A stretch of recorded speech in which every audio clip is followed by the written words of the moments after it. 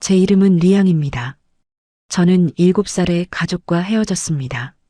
북한 모란봉 특수작전부 육성소로 끌려갔어요. 15년 동안 독극물을 다루는 법을 배웠습니다. 립스틱, 향수, 비녀 안에 죽음을 숨기는 법을요. 17명을 제거했고 단 한 번도 실패하지 않았어요. 30살이 되던 해 마카오에서 마지막 타겟을 만났습니다. 독을 탄 샴페인을 건네려는 순간 그의 펜던트를 봤어요. 안에는 제 어린 시절 가족 사진이 있었습니다. 타겟은 30년 전 죽은 줄 알았던 제 아버지였어요. 지금부터 그 이야기를 시작하겠습니다. 목숨 걸고 자유를 찾아온 탈북민을 구독과 좋아요로 응원해주세요. 당신의 응원이 또 다른 이야기의 시작이 됩니다. 제 이름은 리양입니다. 7살에 가족과 헤어졌어요. 1995년 겨울 평양 거리에 눈이 내리던 날이었습니다. 검은 승용차가 우리 집 앞에 섰고 군복을 입은 여자가 나왔어요. 어머니는 울면서 저를 안았습니다. 리양아, 넌 영웅의 딸이야. 아버지처럼 훌륭한 사람이 되렴. 무슨 뜻인지 몰랐어요. 3시간을 달려 도착한 곳은 높은 담장으로 둘러싸인 회색 건물이었습니다. 모란봉 특수작전부 육성소였어요. 철문이 닫히는 순간 다시는 나갈 수 없다는 걸 알았습니다. 좁은 침실에는 철제 침대 4개가 있었고 창문에는 철창이 쳐져 있었어요. 가져온 건 어머니 사진 한 장뿐이었습니다. 첫날 밤 울음소리가 사방에서 들렸어요. 다음 날 새벽 5시에 사이렌이 울렸고 교관이 나타났습니다. 키가 크고 얼굴이 무서운 여자였어요. 너희는 이제부터 조국에 숨겨진 칼이 될 것이다. 가족도 친구도 이름도 필요 없다. 오직 명령만 있을 뿐이다. 그날부터 지옥이 시작됐습니다. 매일 새벽 5시에 일어나 10km를 달렸어요. 7살 아이에게는 지옥 같은 거리였습니다. 쓰러지면 구타당했고 울면 밥을 주지 않았어요. 격투 훈련이 시작됐고 태권도와 유도, 검술과 단검 사용법을 배웠습니다. 처음에는 인형을 상대로 연습했지만 나중에는 서로를 상대로 싸워야 했어요. 2년이 지나자 50명이었던 아이들이 30명으로 줄었습니다. 훈련을 견디지 못하고 죽거나 퇴출당한 거예요. 저는 살아남았습니다. 10살이 됐을 때 지하 실험실로 내려가 독극물 교육을 받았어요. 하얀 가운을 입은 과학자들이 어떤 독이 빠르게 죽이는지, 어떤 독이 흔적을 남기지 않는지를 가르쳤습니다. 처음 사람이 죽는 걸 봤을 때 토했지만 익숙해졌어요. 15살에는 유혹 기술을 배웠습니다. 화장하는 법, 옷 입는 법, 남자를 사로잡는 법을요. 거울 앞에 서면 아름다웠지만 눈빛은 죽어 있었어요. 20살의 첫 실전 훈련으로 중국의 탈북자를 제거했습니다. 커피에 독을 타서요. 합격했어요. 22살에 정식 요원이 됐고 코드네임 독약의 꽃을 받았습니다. 그때 처음 제 본명을 들었어요. 전사한 영웅 리강석의 딸이라고 했습니다. 25살이 됐을 때 평양 교회의 비밀 연구소에서 3년 동안 독극물 연구에 매진했습니다. 지도교수 김철수 박사는 북한 최고의 화학무기 전문가였어요. 하루 16시간씩 실험실에서 신경독, 혈액독, 호흡기 독소를 연구했습니다. 가장 중요한 건 전달 방식이었어요. 총이나 주사기는 흔적을 남겼습니다. 저는 여자들이 일상적으로 사용하는 화장품에 독을 숨기는 방법을 개발했어요. 립스틱 안에 미세한 독침을 장착하고 향수병에 휘발성 신경독을 넣고 파우더 속에 접촉독을 섞었습니다. 겉보기엔 평범한 샤넬이나 디올 제품이었지만 속은 치명적인 무기였어요. 김 박사는 혁명적이라고 감탄했습니다. 실험 단계에서는 동물로 테스트했어요. 쥐는 3초 만에 마비됐고 10초 만에 죽었습니다. 다음 단계는 인간 실험이었어요. 정치범 수용소에서 데려온 사형수들에게 독극물을 투여하며 반응을 관찰했습니다. 처음에는 괴로웠지만 시간이 지나자 무뎌졌어요. 1년 후 저만의 독극물 키트가 완성됐습니다. 샤넬로 5향수병에는 무색무취의 신경독이 디올 립스틱 안에는 초소형 발사 장치가, 진주 목걸이에는 시아나물 캡슐이, 하이힐 굽 쪽에는 큐랄의 독이 묻은 칼날이 숨겨져 있었어요. 모두 공항 검색대를 무사히 통과할 수 있었습니다. 26살의 첫 실전 임무로 베이징의 탈북자 브로커를 제거했어요. 립스틱 독침으로요. 두 번째는 상하이의 남한 정보원이었고, 세 번째는 방콕, 네 번째는 싱가포르였습니다. 17번의 임무, 17번의 성공이었어요. 상부는 저를 최고 자산이라 불렀고, 김정은도 제 존재를 안다고 했습니다. 하지만 밤마다 악몽을 꿨어요. 제가 죽인 사람들의 얼굴이 나타났습니다. 수면제와 항우울제를 처방받았지만 악몽은 사라지지 않았어요. 30살 생일날 거울을 보며 생각했습니다. 7살 때의 나는 어디로 갔을까? 그 아이는 이미 모란봉 육성소에서 죽었어요. 지금의 저는 껍데기였습니다. 다음 날 새로운 임무를 받았습니다.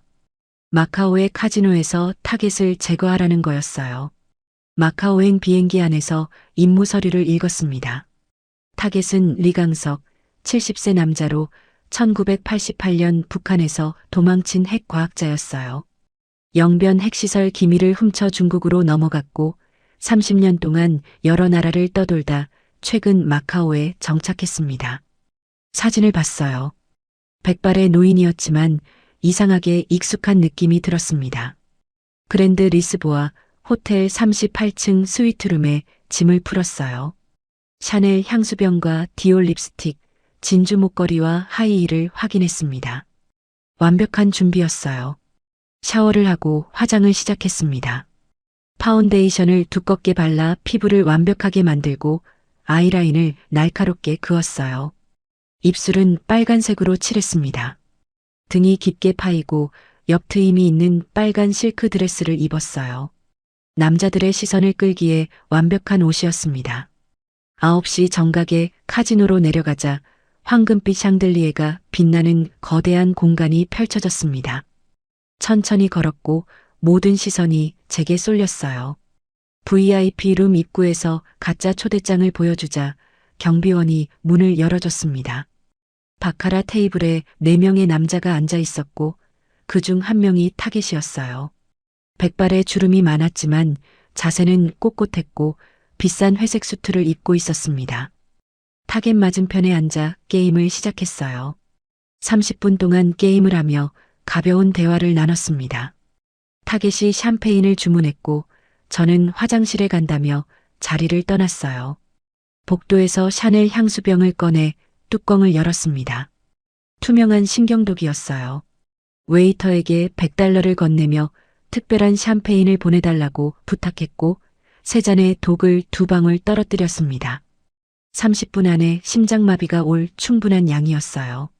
자리로 돌아가 앉았습니다. 웨이터가 타겟에게 샴페인을 건넸어요.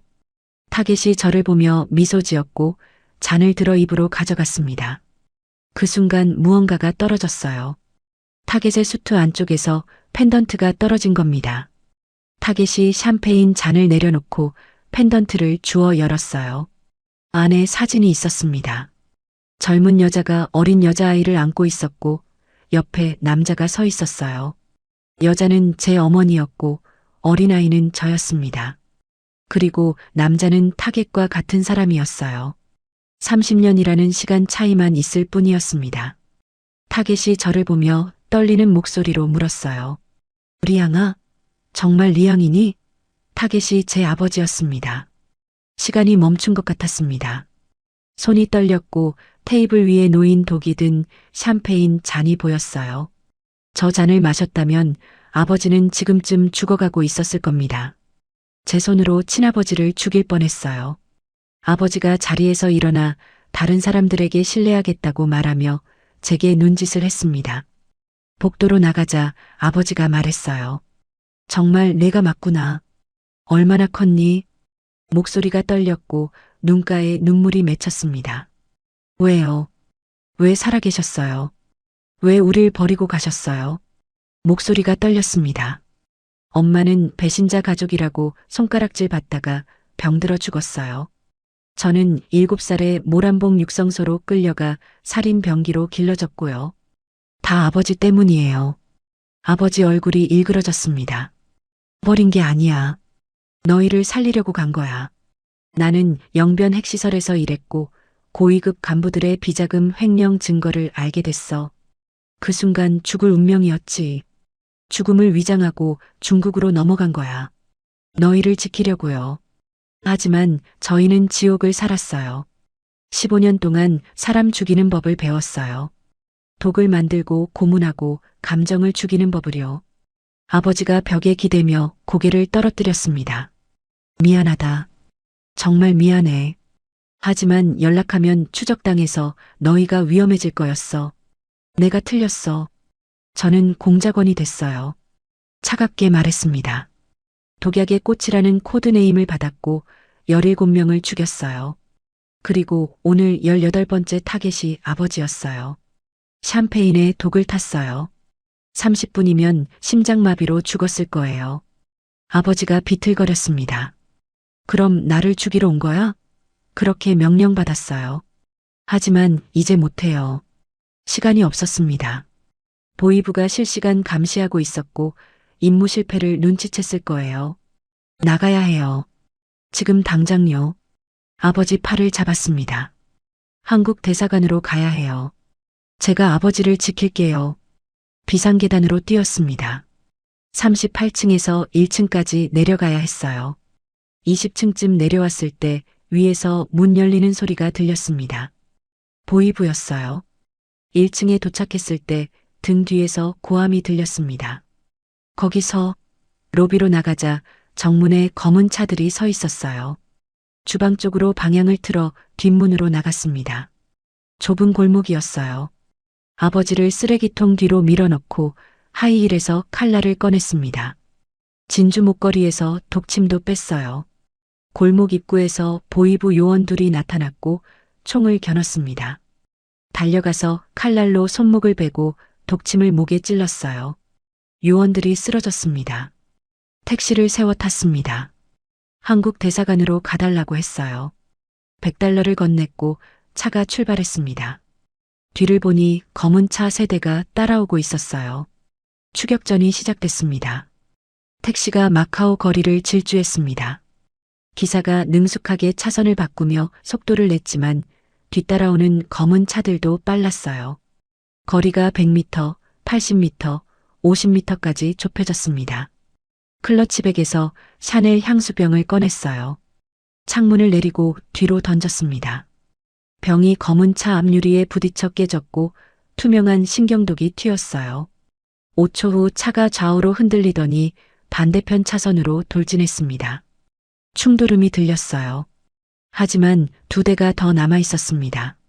좁은 골목으로 들어가라고 했어요. 택시가 좁은 골목으로 미끄러져 들어갔지만 골목 끝에 또 다른 검은 차가 기다리고 있었습니다. 함정이었어요. 급브레이크를 밟았고 내려야 했습니다. 앞뒤로 검은 차들이 포위했고 요원 6명이 내렸어요. 모두 권총을 들고 있었습니다. 리양동무. 끝났어. 순순히 따라와. 한 요원이 말했습니다. 하지만 저는 디올 립스틱을 꺼내 끝부분을 돌렸어요. 미세한 독침 6개가 발사됐고 3명의 요원이 목을 움켜쥐며 쓰러졌습니다. 나머지 3명이 총을 쏘려 했지만 쓰레기통 뚜껑을 던져 1명을 제압했어요. 달려가서 발로 무릎을 차고 목을 쳐서 기절시켰습니다. 다른 2 요원이 총을 쐈어요. 총알이 옆을 스쳤습니다. 몸을 낮추고 구르며 접근해서 한 요원의 다리를 걸어 넘어뜨렸어요. 떨어진 총을 주워 다른 요원의 다리에 쐈습니다.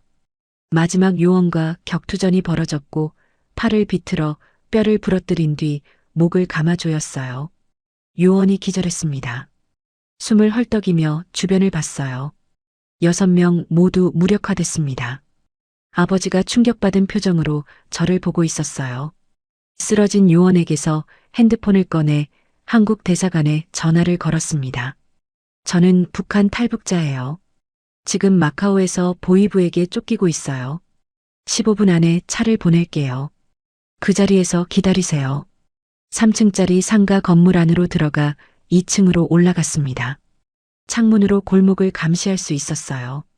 10분 후 새로운 검은 차 4대가 나타났고 더 많은 요원들이 수색을 시작했습니다. 13분이 지났을 때 흰색 차가 나타났어요. 한국 대사관 차량이었습니다.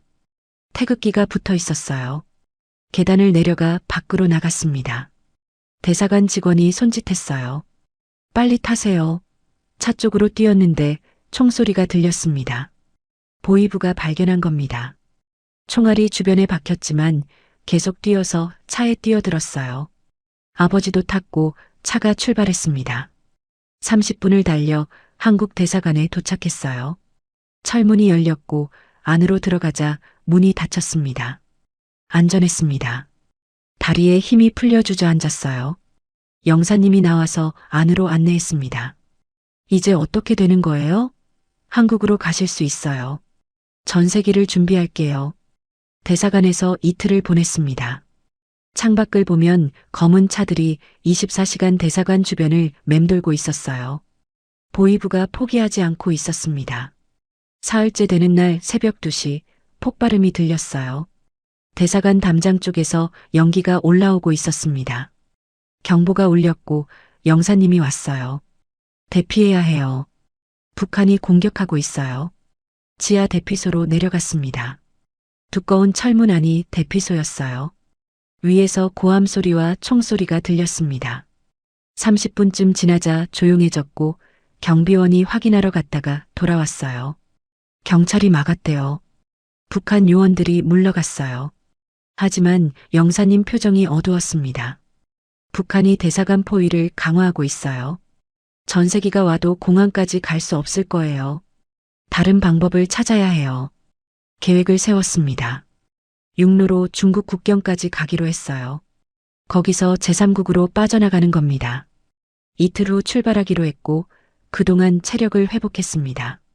아버지와도 30년 동안 못한 이야기들을 나눴어요. 아버지는 중국에서 어떻게 살았는지 말해줬고 저는 모란봉 육성소에서 겪은 일들을 말했습니다.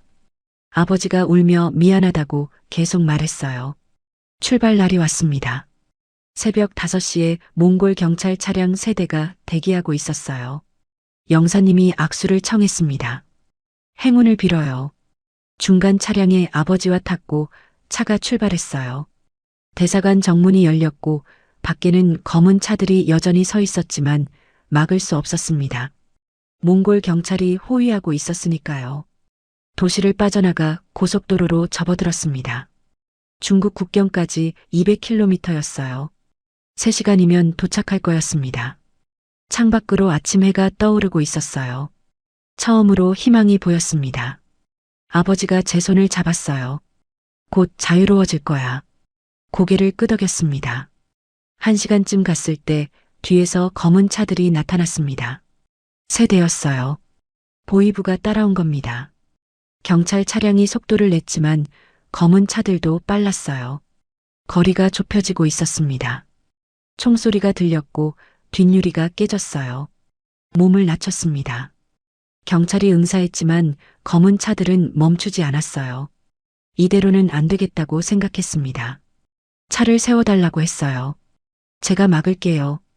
영사님과 경찰이 반대했지만 고집을 부렸습니다. 차가 멈췄고 내렸어요. 검은 차들이 다가오고 있었습니다.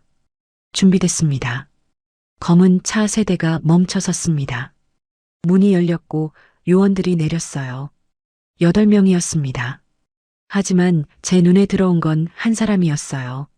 맨 앞에 선 남자였습니다. 키가 크고 검은 전술복을 입고 있었어요.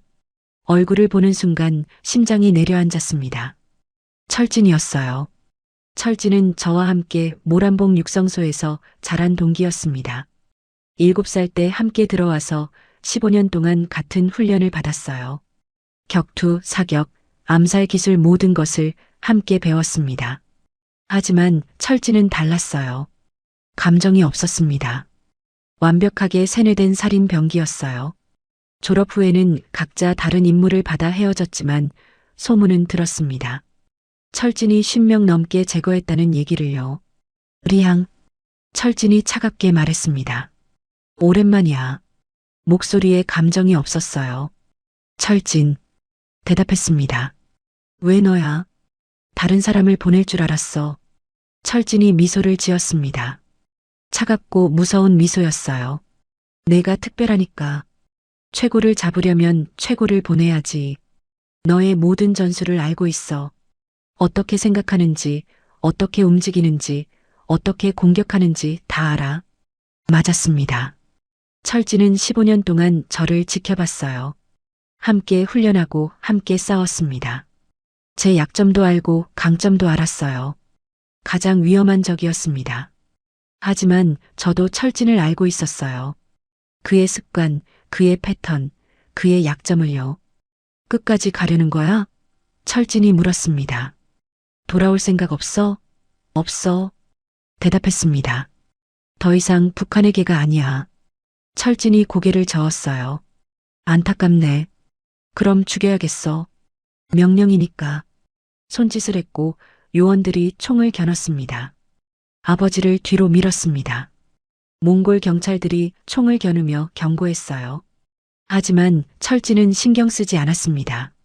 방아쇠를 당기라고 명령했어요. 총소리가 울렸고 경찰 한 명이 쓰러졌습니다. 혼란이 시작됐어요. 저는 옆에 있던 차 뒤로 몸을 숨겼습니다. 총알이 차체에 박혔어요. 아버지도 끌어당겨 숨겼습니다. 경찰들이 응사했지만 요원들이 더 많았어요. 철진은 천천히 걸어오고 있었습니다. 총도 들지 않았어요. 자신감의 표현이었습니다. 무기가 필요했습니다. 손에 쥔 게 없었어요. 립스틱과 향수는 이미 다 썼습니다. 진주 목걸이의 독침도 몇 개 안 남았어요. 주변을 살폈습니다. 차 밑에 철제 파이프가 보였어요. 머플러에서 떨어져 나온 겁니다. 손을 뻗어 잡았습니다. 철진이 차 옆에 도달했습니다. 나와. 숨어 있지 말고.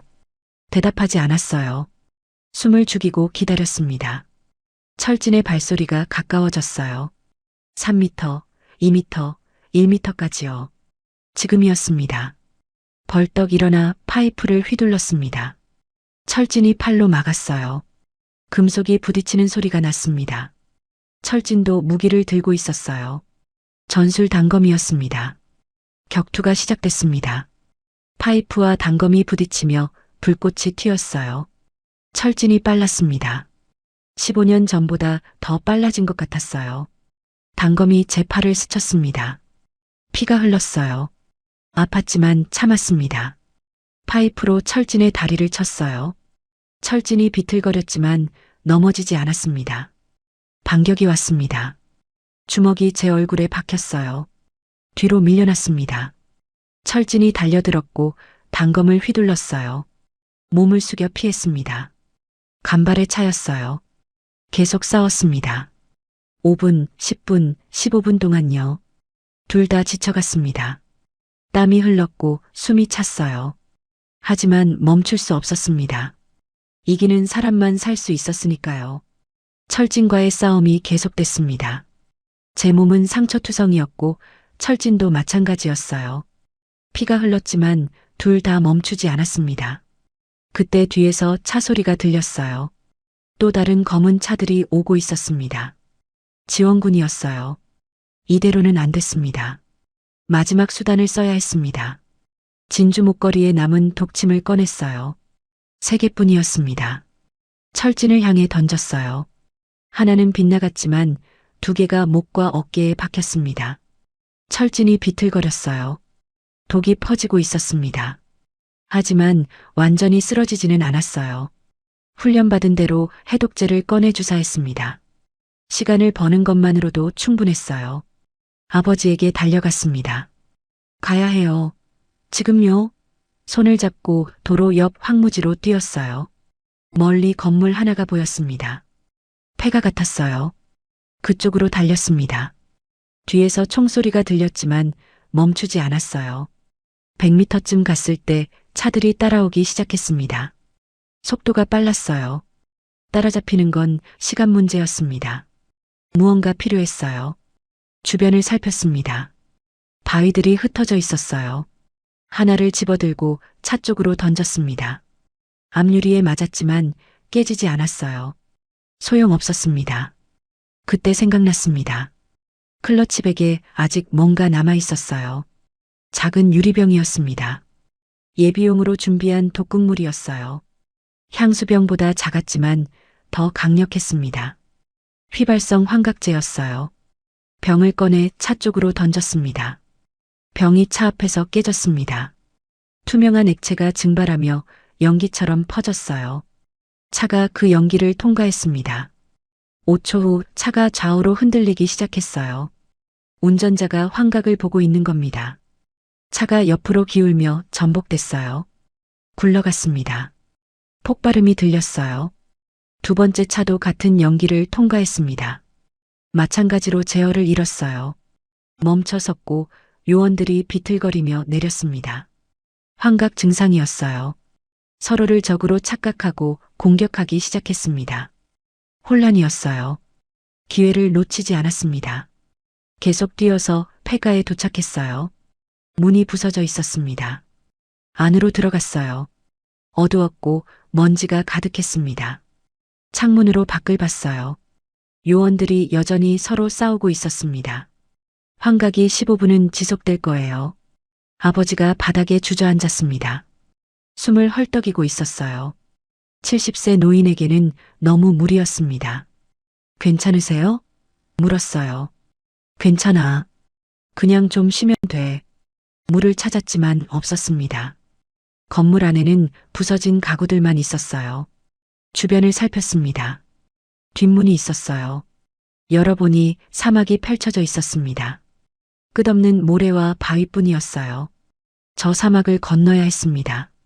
중국 국경이 저 너머 어딘가에 있었어요. 15분이 지났습니다. 밖에서 소리가 들렸어요. 요원들이 정신을 차린 겁니다. 곧 이곳을 찾을 거예요. 가야 했습니다. 아버지를 일으켰어요. 조금만 더 힘내세요. 중국 국경까지만 가면 돼요. 뒷문으로 나가 사막으로 들어갔습니다. 뜨거웠어요. 태양이 내리쬐고 있었습니다. 모래가 발에 달라붙었어요.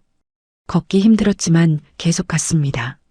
뒤를 돌아보니 폐가에서 요원들이 나오고 있었어요.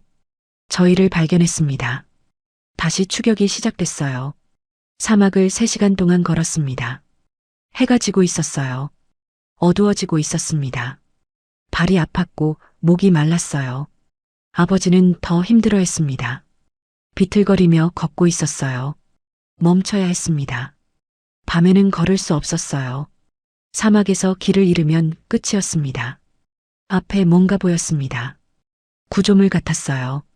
가까이 가보니 버려진 화물선이었습니다. 사막 한가운데 배가 있다니 이상했지만 질문할 때가 아니었어요. 배 안으로 들어갔습니다. 어두웠지만 바람을 피할 수 있었어요. 구멍난 벽 사이로 달빛이 들어왔습니다. 바닥에 앉았습니다. 아버지도 앉았어요. 숨을 헐떡이고 있었습니다. 한참 동안 말이 없었어요. 그냥 숨만 쉬었습니다. 밖에서 바람 소리가 들렸어요. 사막의 밤은 춥다고 들었습니다. 몸을 웅크렸어요. 리양아. 아버지가 입을 열었습니다. 네. 내가 왜 도망쳤는지 제대로 말해줘야 할 것 같구나. 들을 준비가 됐어요. 아버지가 깊은 한숨을 쉬었습니다.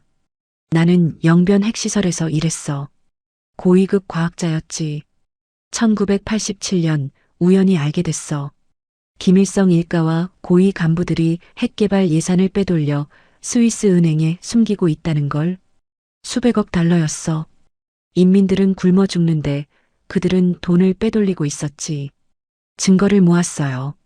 서류들, 계좌번호들, 거래 내역들을요. 국제사회에 폭로하려고 했습니다. 하지만 들켰어요. 보위부가 눈치챘고 저를 체포하러 왔습니다. 그날 밤 도망쳤어요. 당신들을 두고요. 왜 저희를 안 데려갔어요? 물었습니다. 아버지가 고개를 저었어요. 못 데려갔어. 셋이 도망치면 국경을 못 넘어. 너무 눈에 띄니까.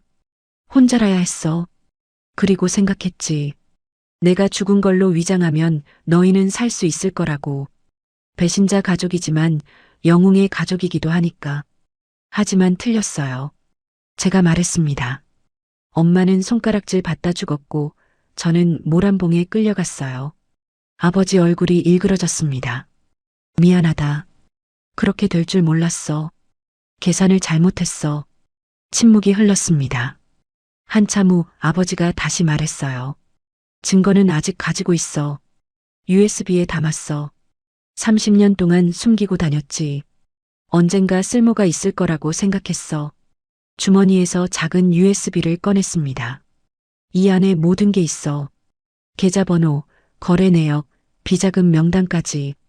이걸 한국 정부에 넘기면 어떻게 돼요? 제가 물었습니다.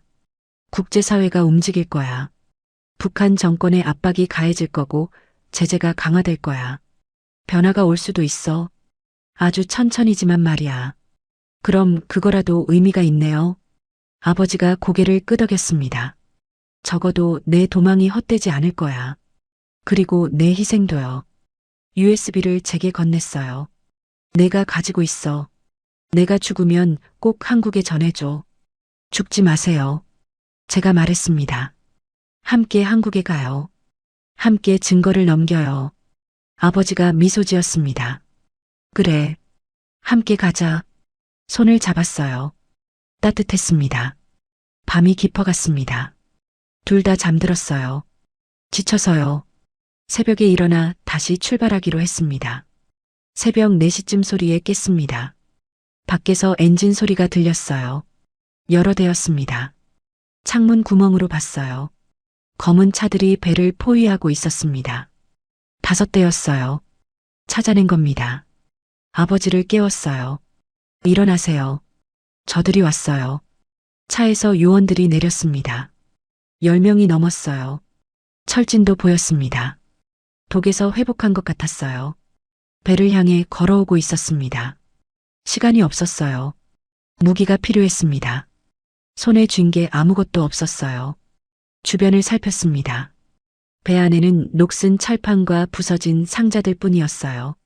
그리고 제 클러치백이 있었습니다. 안을 확인했어요. 화장품 파우더가 남아 있었습니다. 겉보기엔 평범한 파우더였지만 특수 제작된 거였어요. 화학 성분이 섞여 있어서 불을 붙이면 폭발했습니다. 파우더 통 3개를 꺼냈습니다.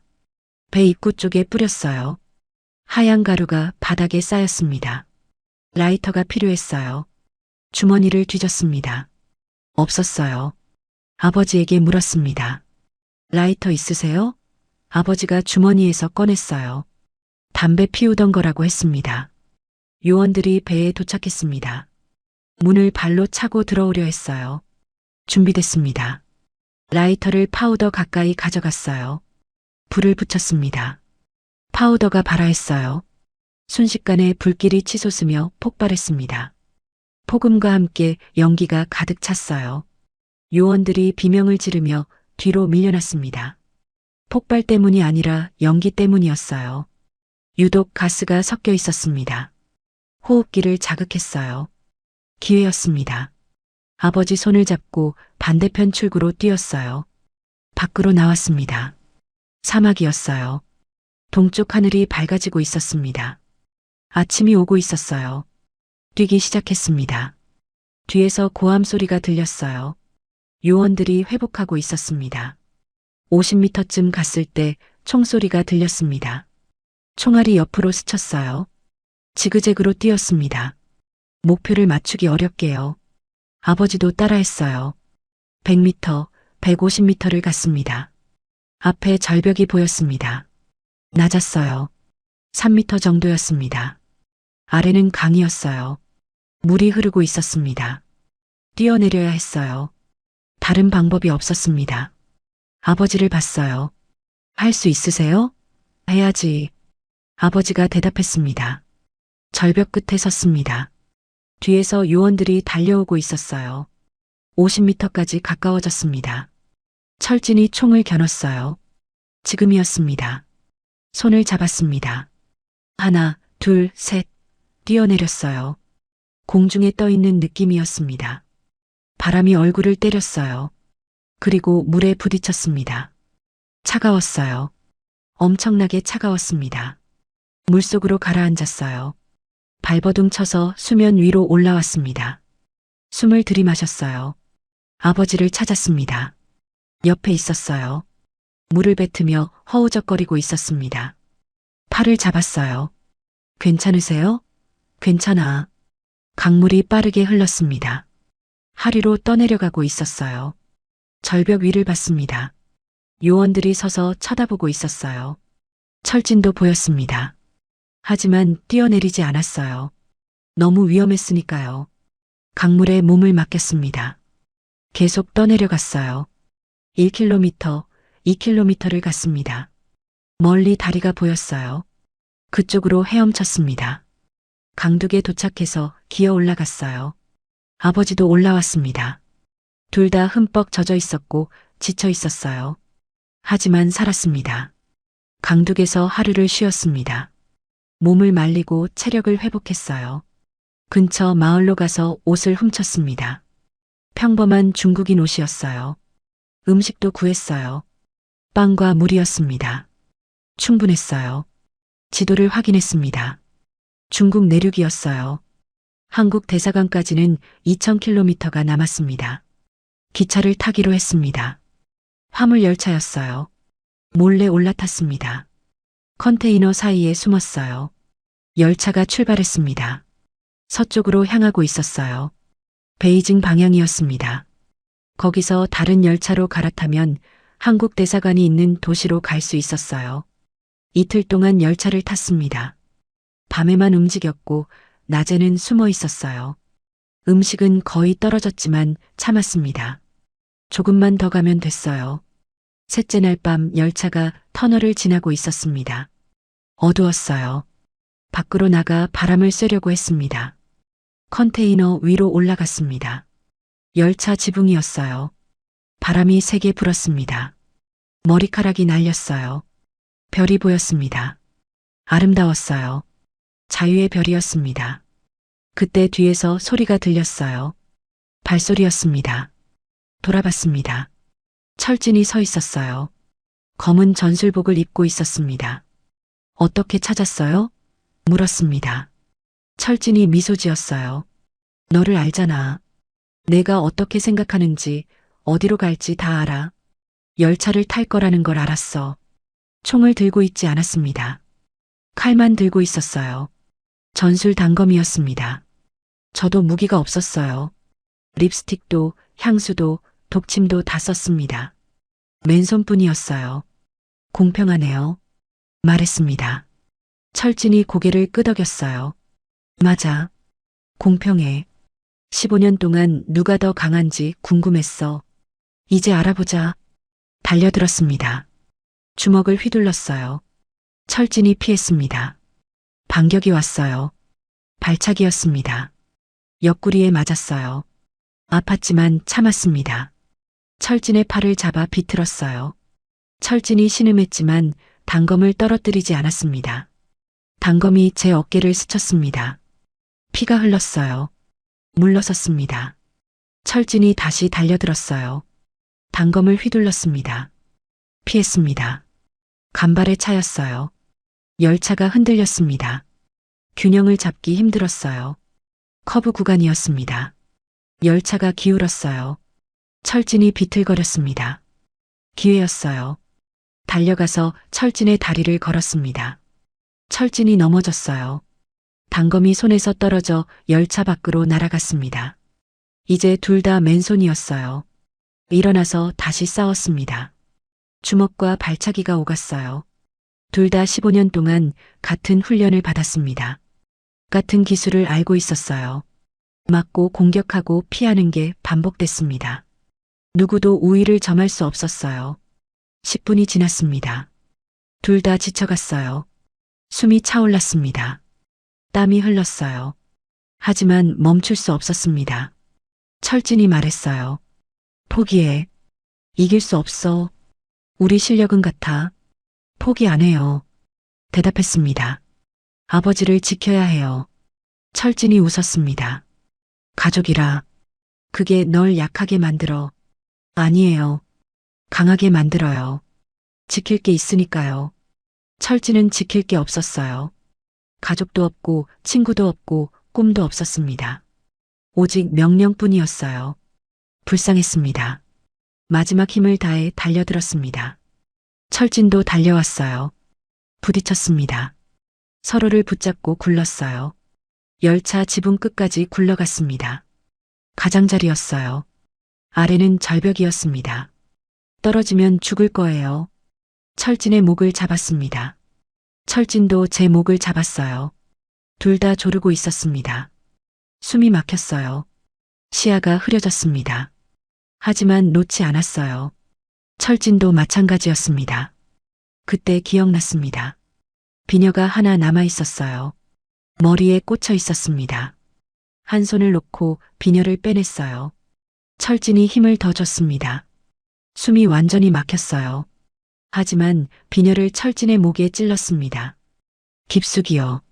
마비독이 묻어 있었어요. 철진의 손에 힘이 풀렸습니다. 눈이 커졌어요. 입에서 피가 흘렀습니다.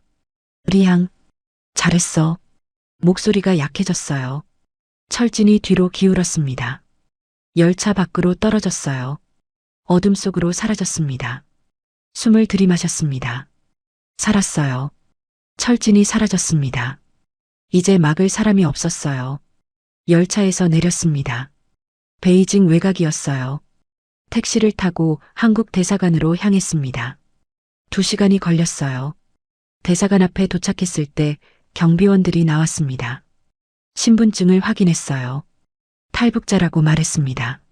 안으로 들어갔어요. 영사님을 만났습니다. 다른 사람이었어요. 마카오 영사님이 아니었습니다. 베이징 주재 영사였어요. 환영합니다. 힘드셨죠? 앉으세요. 소파에 앉았습니다. 차를 줬어요. 마셨습니다. 따뜻했어요. 어떻게 오셨어요? 영사님이 물었습니다. 마카오에서 출발했어요. 몽골을 거쳐 중국으로 왔어요. 보이부가 계속 쫓아왔지만 따돌렸어요. 대단하시네요. 이제 안전해요. 한국으로 보내드릴게요. 감사합니다. 그런데 하나 드릴 게 있어요. USB를 꺼냈습니다. 이게 뭔가요? 북한 고위층의 비자금 명단이에요. 30년치 자료가 들어있어요. 계좌번호, 거래 내역, 횡령 증거 전부요. 영사님 눈이 커졌습니다. 정말입니까? 확인해 보겠습니다. USB를 받아 컴퓨터에 꽂았어요. 파일을 열었습니다. 스크롤을 내렸어요. 표정이 심각해졌습니다. 이건 엄청난 정보네요. 맞아요. 이걸 국제사회에 공개하면 북한 정권에 큰 타격이 될 거예요. 영사님이 전화를 걸었습니다. 한국어로 누군가와 통화했어요. 긴급한 것 같았습니다. 통화를 마치고 말했어요. 서울에서 담당자가 올 겁니다. 내일 도착해요. 직접 만나서 이야기하고 싶어 해요. 다음 날 한국정보국 직원이 왔습니다. 30대 남자 둘이었어요. 정장을 입고 있었습니다. 회의실에서 만났어요. USB를 확인하더니 고개를 끄덕였습니다. 이 자료는 매우 가치가 있습니다. 한국 정부가 잘 활용하겠습니다. 조건이 있어요. 제가 말했습니다. 뭔가요? 저와 아버지의 신변을 보장해 주세요. 그리고 제 어머니의 명예를 회복시켜 주세요. 배신자 가족이 아니라 희생자였다고 인정해 주세요. 직원들이 서로 쳐다봤습니다. 어려운 요구는 아닙니다. 할 수 있어요. 당연히 신변은 보장됩니다. 명예 회복도 도와드릴게요. 기록을 정정하겠습니다. 고마워요. 그리고 하나 더요. 뭔가요? 북한에 남은 사람들을 도와주세요. 모란봉 육성소의 아이들이요. 그들도 피해자예요. 직원이 고개를 끄덕였습니다. 최선을 다하겠습니다. 쉽지 않겠지만 노력할게요. 이 자료가 도움이 될 겁니다. 국제사회가 압박을 가하면 변화가 올 수도 있어요. 희망을 가지세요. 일주일 후 전세기가 준비됐습니다. 인천으로 가는 비행기였어요. 베이징 공항에서 출발했습니다. 특별 게이트를 이용했어요. 보안이 삼엄했습니다. 비행기에 탔어요. 작은 전용기였습니다. 이륙했습니다. 창밖을 봤어요. 베이징이 멀어지고 있었습니다. 중국이었어요. 지옥 같았던 중국이요. 이제 안녕이었습니다. 아버지가 제 손을 잡았어요. 다 끝났어. 이제 자유야. 눈물이 났습니다. 기쁨의 눈물이었어요. 인천공항에 도착하기 전에 연락이 왔습니다. 베트남 하노이에 들러야 한다고 했어요. 왜요? 물었습니다. 정보국에서 최종 확인을 하고 싶어 해요. USB 진위 여부를 전문가가 직접 확인해야 한대요. 이상했지만 따랐습니다. 하노이에 착륙했습니다. 공항에서 차가 기다리고 있었어요. 한국 대사관 차량이었습니다. 탔어요. 시내로 향했습니다. 30분쯤 갔을 때 차가 멈췄어요. 광장이었습니다. 사람들로 붐비는 공공광장이요. 여기서 만나기로 했어요. 직원이 말했습니다. 공공장소가 안전하대요. 이해가 안 됐지만 내렸습니다. 아버지와 함께 광장으로 걸어갔어요. 분수대가 있었고 벤치들이 있었습니다. 사람들이 오가고 있었어요. 정장 입은 남자가 다가왔습니다. 한국 사람 같았어요. 리양 씨죠? 네. USB 가지고 계시죠? 여기 있어요. 꺼내서 보여줬습니다. 남자가 손을 내밀었어요. 확인해 보겠습니다. 건넸어요. 남자가 USB를 보더니 신호를 보냈습니다. 누군가에게요. 그 순간 주변에서 사람들이 움직이기 시작했어요. 저희 쪽으로요. 겉보기엔 평범한 사람들이었지만 걸음걸이가 달랐습니다. 훈련받은 사람들이었어요. 함정이었습니다. 남자가 미소 지었어요. 미안하지만 거래가 바뀌었어. 북한이 더 좋은 조건을 제시했거든. 돈도 많이 줬고 배신이었어요.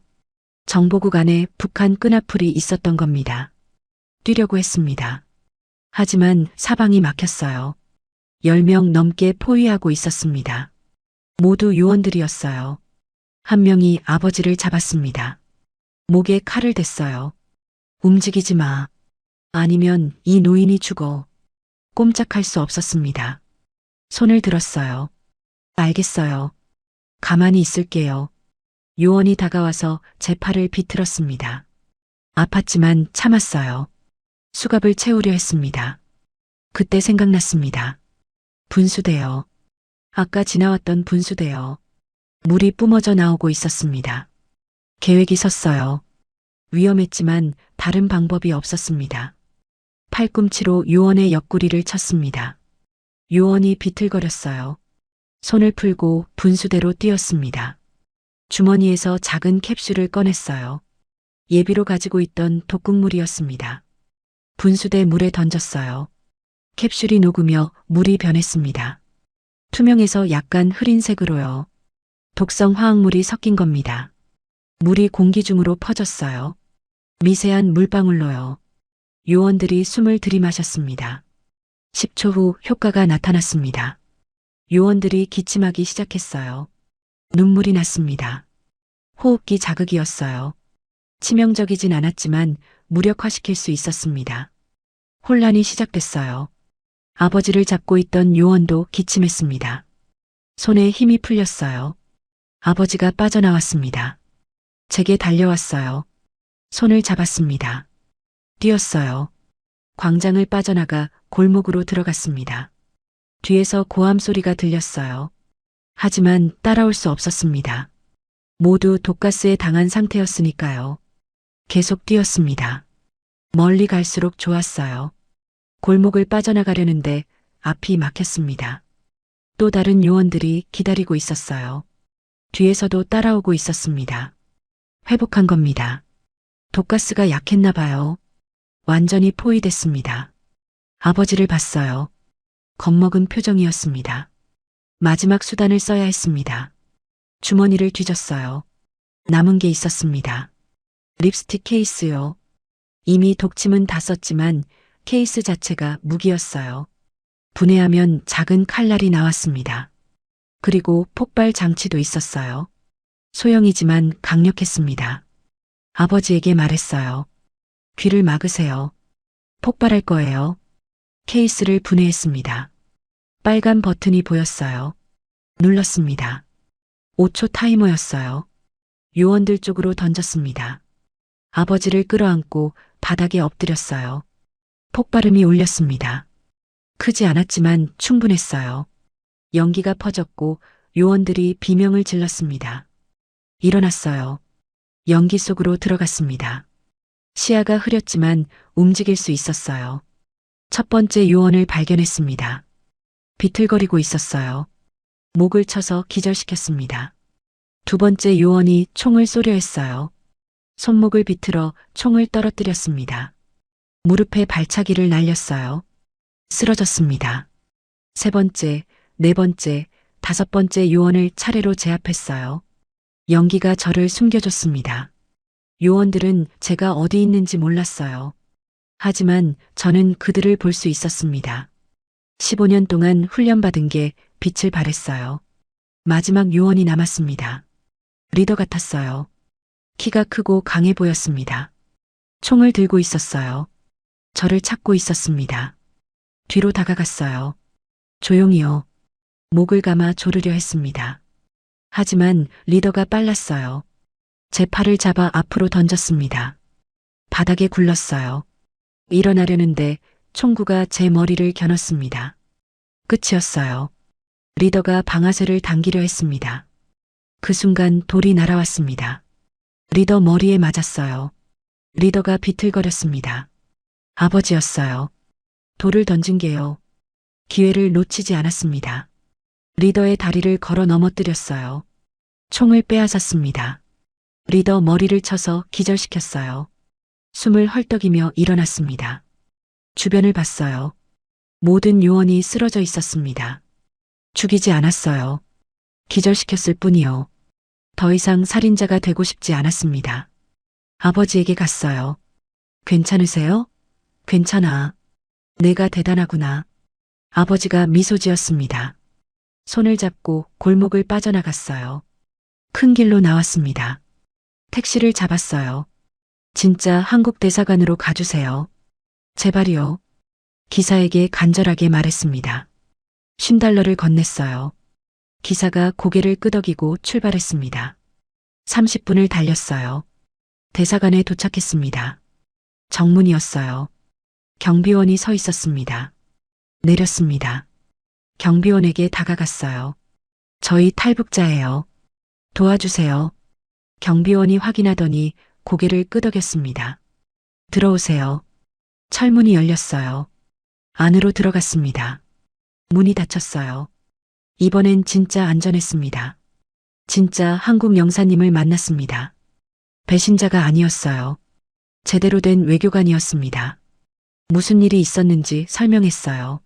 하노이에서 함정에 빠졌다고 정보국 안에 이중 스파이가 있다고 말했습니다. 영사님이 놀라며 사과했어요. 죄송합니다. 우리도 몰랐어요. 조사하겠습니다. USB는요? 물었습니다. 빼앗겼어요. 영사님 표정이 어두워졌습니다. 하지만 괜찮아요. 제가 말했습니다. 사본이 있어요. 주머니에서 또 다른 USB를 꺼냈어요. 원본은 빼앗길 걸 대비해서 사본을 만들어뒀습니다. 영사님이 안도하며 받았어요. 잘하셨어요. 이걸로도 충분해요. 당장 한국으로 가야 해요. 여기는 위험해요. 헬기를 준비했어요. 지금 옥상에서 대기 중이에요. 옥상으로 올라갔습니다. 헬기가 있었어요. 한국 정부 헬기였습니다. 태극기가 그려져 있었어요. 탔습니다. 아버지와 함께요. 조종사가 인사했어요. 출발하겠습니다. 프로펠러가 돌기 시작했습니다. 소리가 컸어요. 헬기가 떠올랐습니다. 대사관이 작아지고 있었어요. 창밖을 봤습니다. 하노이 거리가 보였어요. 사람들이 개미처럼 작아 보였습니다. 저 아래 어딘가에 보위부 요원들이 있었어요. 하지만 이제 닿을 수 없었습니다. 저는 하늘 위에 있었으니까요. 해가 지고 있었습니다. 서쪽 하늘이 주황색이었어요. 아름다웠습니다. 자유의 노을이었어요. 손을 주머니에 넣었습니다. 마지막 남은 립스틱이 만져졌어요. 15년 동안 사람을 죽이는데 사용했던 무기요. 창문을 열었습니다. 바람이 들어왔어요. 립스틱을 꺼냈습니다. 피가 묻어 있었어요. 아까 싸움에서 묻은 거였습니다. 바다를 봤어요. 아래로 푸른 바다가 펼쳐져 있었습니다. 던졌어요. 립스틱을 바다로요. 작은 점이 되어 떨어졌습니다. 바닷속으로 사라졌어요. 이제 끝이었습니다. 독약의 꽃이 아니었어요. 더 이상 살인 병기가 아니었습니다. 그냥 리앙이었어요. 아버지의 딸이요. 아버지가 제 손을 잡았습니다. 다 끝났어. 이제 자유야. 고개를 끄덕였어요. 눈물이 났습니다. 기쁨의 눈물이었어요. 아버지도 울고 있었습니다. 서로를 안았어요. 30년 만의 포옹이었습니다. 헬기가 계속 날았습니다. 베트남을 빠져나가 공해상으로 나갔어요. 2시간을 날았습니다. 멀리 육지가 보이기 시작했어요. 한국이었습니다. 조종사가 말했습니다. 10분 후 인천공항 도착합니다. 인천공항이 보였습니다. 큰 건물이었어요. 불빛이 반짝이고 있었습니다. 헬기가 내려가기 시작했어요. 착륙장에 천천히 내려앉았습니다. 프로펠러가 멈췄어요. 문이 열렸습니다. 내렸습니다. 한국 땅이었어요. 무릎을 꿇고 땅을 만졌습니다. 차갑고 단단했어요. 진짜였습니다. 꿈이 아니었어요. 정말로 한국에 왔습니다. 통일부 직원들이 기다리고 있었어요. 환영합니다. 대한민국에 오신 걸 환영합니다. 악수를 했습니다.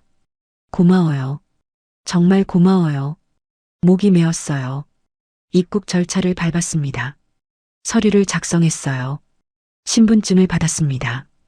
대한민국 거주 증명서요. 제 사진과 이름이 있었어요. 강리안. 한국 이름이었습니다. 기자들이 기다리고 있었습니다. 플래시가 터졌어요. 질문이 쏟아졌습니다. 하지만 대답하지 않았어요. 그냥 아버지를 안고 있었습니다. 이게 전부였어요. 가족이요. 차를 타고 하나원으로 갔습니다. 탈북민 정착시설이요. 3개월 교육을 받을 거였습니다. 방을 배정받았어요. 작았지만 제 공간이었습니다. 처음으로 제 방이 생긴 거예요. 침대에 누웠습니다. 부드러웠어요. 천장을 봤습니다. 편안했어요. 눈을 감았습니다. 잠이 왔어요. 악몽 없는 잠이었습니다. 처음으로요. 내일이 올 겁니다. 새로운 삶이요. 자유로운 삶이요. 독약의 꽃이 아니라 그냥 한 사람으로 사는 삶이요. 준비됐어요. 어떤 내일이든 맞이할 준비가요. 목숨 걸고 자유를 찾아온 탈북민을 구독과 좋아요로 응원해주세요. 당신의 응원이 또 다른 기록의 시작이 됩니다.